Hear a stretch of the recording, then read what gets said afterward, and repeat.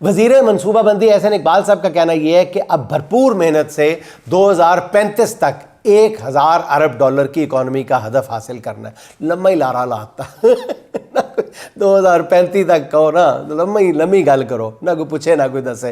एहसन इकबाल साहब जिंदाबाद, ताड़ी प्रोफैसरी दा वैसे एहसन इकबाल साहब ऐसे नून लीगी रहनुमा है जो 1990 से कौम को इसी तरह के सुहाने ख्वाब दिखा रहे हैं और मुसलसल दिखाते चले जा रहे हैं।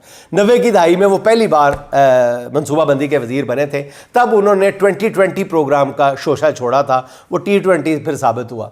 बताया गया था कि जी ऐसी मनसूबाबंदी की जा रही है कि 2020 में पाकिस्तान जो है वो फ्रांस, जर्मनी और बरतानिया जैसे मुल्कों के हम पल्ला खड़ा होगा। मगर फिर हुआ क्या? कर्ज उतारो मुल्क सवारों की एक भोंडी स्कीम सामने आई। एहसन इकबाल अब गालिबन 5वीं बार मनसूबाबंदी के वज़ीर हैं और पिछले 3 साल से मनसूबे बनाते चले जा रहे हैं, जिसका नतीजा ये निकला है कि इस दौरान पाकिस्तान की मईशत का जो मजमूई हजम में 761 अरब रुपए की कमी हुई है। ये मैं नहीं कह रहा, वजारत ख़जाना के मातहत काम करने वाले इदारा शुमारियात की रिपोर्ट है। मैं हैरान हूँ कि ऐसी बेमिसाल नाकामियों के बावजूद एहसन इकबाल साहब नित नए दावे कैसे कर लेते हैं। आखिर 2035 में इकॉनमी का हजम जो है वो 1000 डॉलर तक ले जाएंगे।